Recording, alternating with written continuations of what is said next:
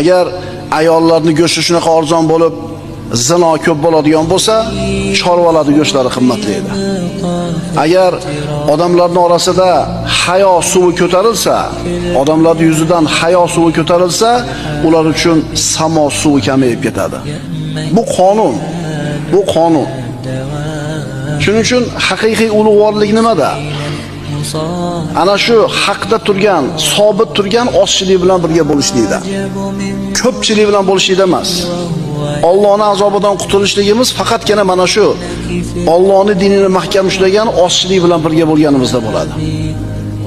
Albatta, bir joy bilan boshqa bir joyning farqi bor. Masalan, bir joyda g'arib bo'lsang, bir joyda g'arib bo'lmaysan.